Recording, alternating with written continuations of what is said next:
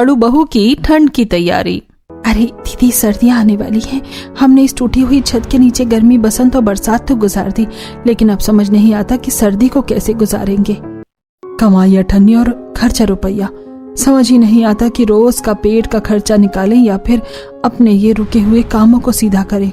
हम दोनों के पति आज तक इस दुनिया में कोई ऐसा काम नहीं ढूंढ पाए जिससे कि हमारे कुछ हालात सुधरते। घर में 5 बेटियां हैं और घर के जरा हालात देखो, छत भी टूटी हुई है। अभी ममता ने ऐसे बोला ही था कि तभी पीछे से उसकी बेटी रानी ने आवाज लगाई, जो कि अपनी बहनों के साथ हाथ में लकड़ी का जाल लेकर आ रही थी। माँ, चाची देखो। हे भगवान, कहाँ थी तुम पांचों और कहाँ से आ रही हो? ये सब क्या हुआ? अरे माँ, ये हमारी टूटी हुई छत का जुगाड़ है। टूटी हुई छत का जुगाड़? क्या करके ला रही हो तुम पांचों? ताई बताते हैं। ये हमने बनाया है लकड़ी का जाल। अब सर्दी आने वाली है ना, तो कल रात हमारी इस टूटी हुई छत के अंदर से काफी हवा आ रही थी, तो हमने इसको ढकने को लकड़ियों से एक जाल बनाया है, जिससे कि हमारी टूटी हुई छत ढक जाए और ठंडी हवा हमारे तक ना पहुंचे। अच्छा, तो ये छत को सही करने को है, लेकिन हवा तो जाल के अंदर से भी पार होगी ना बच्चियों। ये हमारी रक्षा कैसे करेगी? ओहो माँ, आपको तो पता है कि जब आपके घर की लड़कियां कोई जुगाड़ करती हैं तो वो आधा अधूरा नहीं रहता। हमने ये भी सोच लिया था, इसलिए हम सब करके लाए हैं ये। हाँ चाची, जब हम जंगल में लकड़ी ढूंढ रही थी ना, तब हमें एक बड़ा सा तिरपाल मिला। हम इसके ऊपर वो डालेंगे, जिससे हमारी सर्दी और घर में आने वाली ठंड रुक जाएगी। तुम लोगों को तिरपाल मिल गई? कहाँ है तिरपाल? ममता को जैसे लड़कियों ने तिरपाल दिखाया तो वो जगह जगह से फटा हुआ था। ये तिरपाल तो फटा हुआ है, इससे कैसे हमारी सर्दी रुकेगी? उसका भी जुगाड़ है माँ। हाथ की सुई और धागा किस लिए है? हमारी सर्दी के साथ ही अब ये 2 ही चीज बनेंगे। चलो बहनों, शुरू हो जाओ। रानी के बोलने पर सभी बहनों ने अपने घर में तिरपाल को बिछा लिया और वो पांचों उसे हर उस जगह पर से सिलने लगी जहां जहां से वो फटा हुआ था। उनकी माओ को कुछ समझ तो नहीं आ रहा था, लेकिन उन्होंने उन्हें ये सब करने का मौका दिया। हेमा और ममता दोनों देवरानी जेठानी थी, जो कि गरीबी में अपने पतियों और बेटियों के साथ वक्त गुजार रही थी। उन दोनों के ही पास बस बेटियां थीं। ममता की 3 बेटियां थीं और हेमा की 2। वो सभी मिलजुल कर एक साथ ही रहते थे और पांचों लड़कियों में बहुत ज्यादा प्यार था। बचपन से गरीबी देखने की वजह से पांचों लड़कियां काफी ज्यादा समझदार और जुगाड़ू भी थी और अपने सभी काम वो जुगाड़ से ही कर लिया करती थी। ऐसे ही आज भी उन्होंने तिरपाल को हाथ की सुई से सिला और अरे वाह, ये तो बहुत अच्छे से सिल गया और कितना मजबूत भी लग रहा है। माँ, अब हम इसको ऊपर डालने जा रहे हैं। ठीक है, डाल कर आओ, लेकिन जरा ध्यान से काम को करना। ये पांचों भी अपने बाप की तरह न जाने क्या क्या बनाती रहती हैं। देखो अब इनका जुगाड़ क्या कुल खिलाएगा। पांचों बहनों की माओं को अपनी बेटियों के काम से ज्यादा उम्मीद नहीं थी, लेकिन उन पांचों ने दिमाग लगाकर दिल से काम किया था, जिसका नतीजा यह निकला कि उन पांचों की ही मेहनत सफल हो गई। उन्होंने पहले छत के ऊपर लकड़ी का जाल रखा, उसके बाद उन सभी ने उसके ऊपर, ताकि उसमें से हवा पार ना हो, एक तिरपाल डाल दी और उनके घर बिना किसी एक भी पैसा खर्च किए सर्दी के लिए तैयार हो गया। क्या बात है, इन्होंने तो अच्छा जुगाड़ लगाया।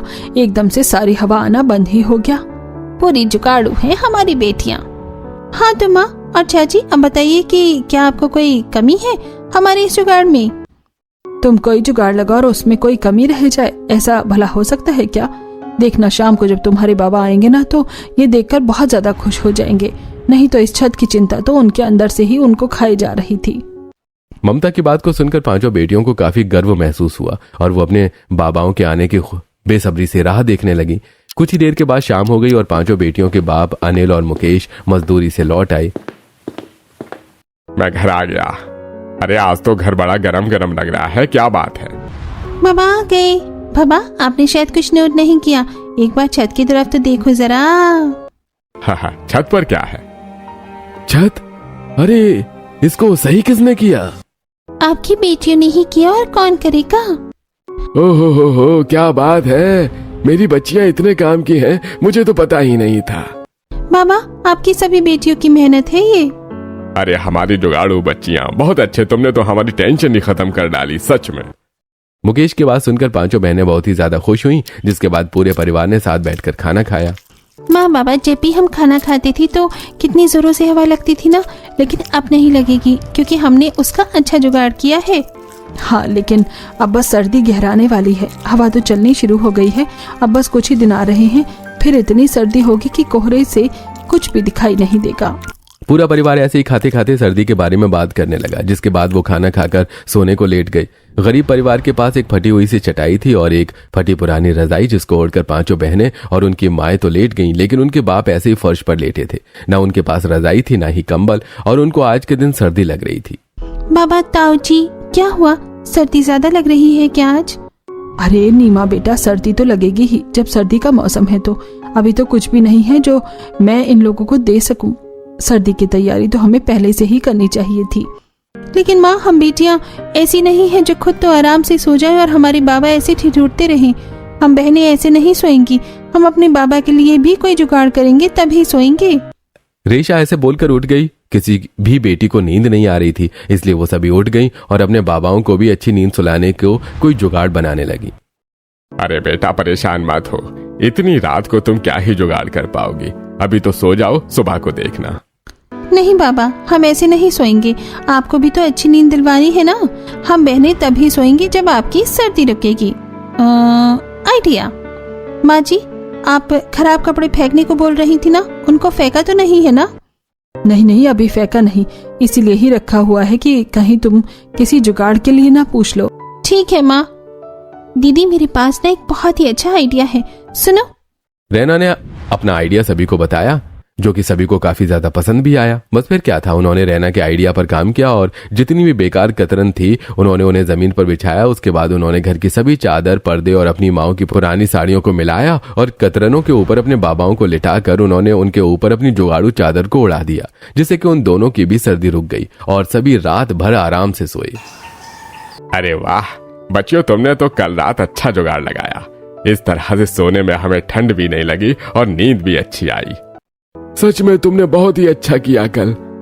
ममता, ये जो कतरने हैं ना, इनको फेंकने नहीं, हम ऐसे ही इनको काम में ले लेंगे।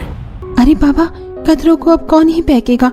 हमने तो सोच भी लिया है, हम इन सब छोटे छोटे कतरों से अब रजाई बनाएंगे।